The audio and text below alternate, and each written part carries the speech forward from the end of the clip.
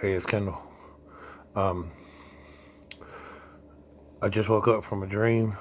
Uh, it's November the 24th, 2019 at 6:41 a.m. Just woke up from a dream. It was actually a pretty cool dream. It could possibly be made into a story, short story, or even a fictitious book or something. Uh, it was like, uh, it should be noted that while I was dreaming the dream, while I was dreaming the dream, I had headphones in my ears, and the album Octavian, Octavian, or whatever the name of that album is by Dream Theater was playing in my ears. And that's an album that I don't listen to all that often, but that I have listened to before. It came out of the year 2005. Uh, Specifically, when I woke up, the name of the song that was playing was Sacrificed Sons off of that album. Um, it was like the way the dream started out is I was driving a black sedan. I don't know if it's necessarily the car I have now, but it was a black sedan. And I was like wearing a tuxedo. And supposedly I was on some type of mission. I had to, almost kind of like the transporter, like with Jason Statham. Um, uh, I had this, I was like I was on some type of official mission in the car. And I stopped to get gas at, in the dream, what appeared to be like the I-55 exit Byram, where Blue Sky gas station is, except it was way up on a hill, raised up on a hill, where like when you're standing in the parking lot of the gas station, but it was more like a restaurant than a gas station, like a restaurant with plate glass windows, and I was sitting in there, and as I was eating, I could look through the plate glass window down at the interstate, that where I had just come from, and where I was going to continue, and like all of a sudden this guy sits down next to me, uh, in the dream, like in the booth, starts talking to me. He's like, "Man, you got to come with me." And he had on a shirt that was like Ozarka water. He was like a water delivery person. He's like, "You got to come with me, man." I was like, "What do you mean, come with you?" He's like, "Follow me." So we went out. He got in his delivery truck, and I was in, and we were around these twists and turns and everything, and there's just this little like indoor, it's almost like a strip mall, but part of it was indoor. It was like an actual little mall. It kind of seemed like there was a mall in my life like that was in uh, Burlington, Vermont. We used to go to the mall there, and it was like there was this, the mall was, instead of having like a cross type uh, map, with like a department store at either end of the cross, like a traditional, it was just a department store on either end of just this long hall that had stores on it.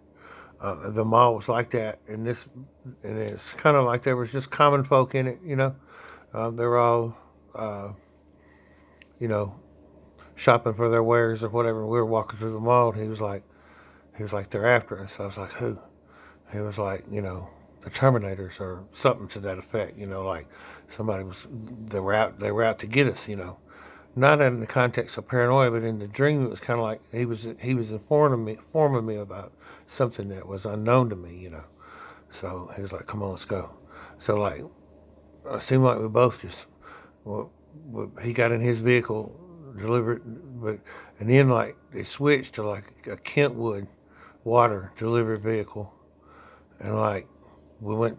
Then we were in a residential area, kind of in a hilly residential area, almost like San Francisco. Like we could look out across, like you could look way back and see all the whole neighborhood plus this large bay. It's an area. The water was a theme in this movie that was brought in the dream. Water was a theme in it. Water delivery trucks. So like we get to this house, and there's all these people in it dressed kind of like crazy, but at the same time fashionable, kind of like in the Matrix. They're all sitting around like there's a computer room and everything. And there's a lounge and there's like a pool out back and stuff.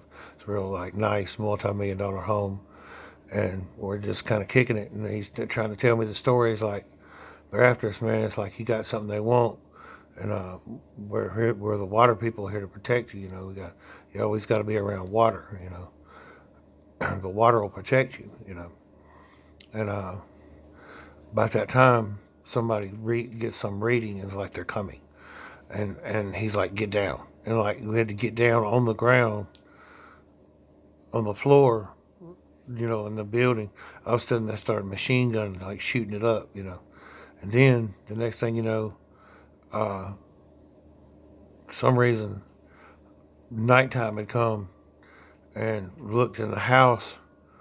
The house had been on a slab, but now it was raised, and up under the raised foundation of the house, higher up than normal, raised up like stilt level, like where you could easily walk under it. You know, there was this crew of these old timey looking people, like old, almost hillbilly looking people, like they're all barefoot, and they were walking on this gravel bed that was under the house, and they were sinking these pieces of iron, huge pieces of iron, into the gravel that was under the house. And then me and the guy that had been he had been, you know, the guy that had been with me the entire dream, that had been kind of protecting me, you know, kind of directing me the whole time.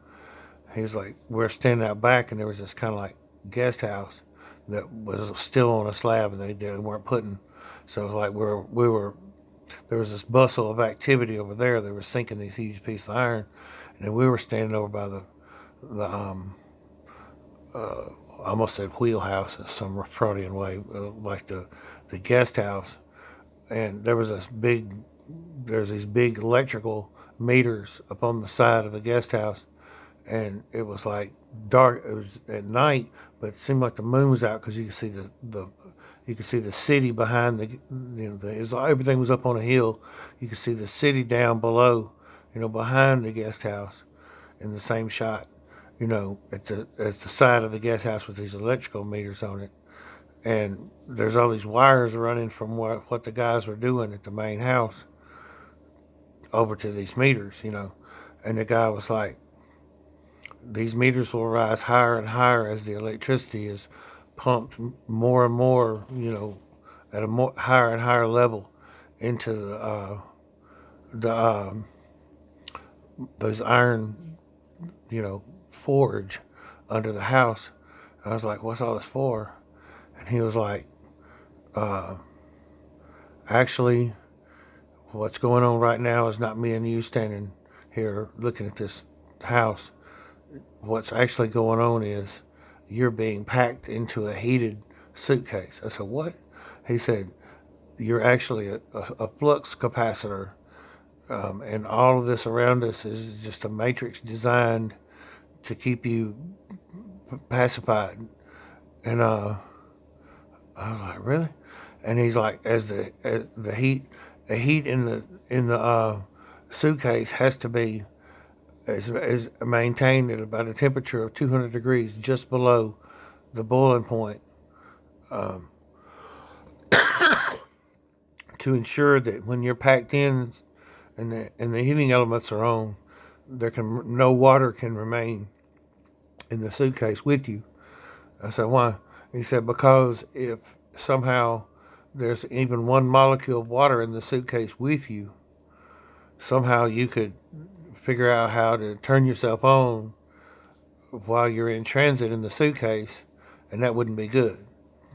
So that's why the theme of water was all in the dream, because like the water people were trying to get me to be able to take water with me into the suitcase to turn myself. It's like almost like a terrorist act or something weird like that. Like the water people were in the dream. They were presented as good, but really what they were a faction of like trying to get the flux capacitor to turn itself on in transit, which could be disastrous, catastrophic even.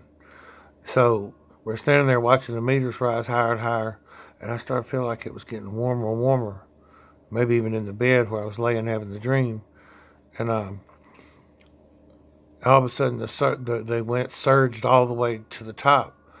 And I said, "What's going on now?" He said, "The nuclear power plant that's powering all this electricity is now connected directly to the forge over here under the house that's heating, this entire environment where we are in this environment." Well, he said, and you could look, but he looked behind the guest house like there was lightning, like, you know, and then all the lights of the city went dark, like because what was going on where I was using all the electricity available from the power plant, and then that's how the dream ended. And I thought, since I had that dream about 30 minutes ago, I've been trying to think what could that mean, you know. And I normally am able to decipher what my brain's trying to tell me in a dream, and can't figure this one out. Uh, so that, you know, the thought occurs to me that since maybe it's not my brain trying to teach me something, maybe it's a gift, maybe it's a story that I could write, that I can make. Maybe that could be the next Stealth Pilot 1 book. Maybe the guy in the black sedan in the dream is Stealth Pilot 1. You know, maybe he somehow finds a way to get a little small amount of water with him packed into the suitcase, and the flux capacitor goes off and saves humanity. I don't know, something. But maybe the plot line of the dream somehow is some type of a gift to me to write a story. Anyway, now it's 6:53 a.m. Sunday, November the 24th, 2019. That was my dream.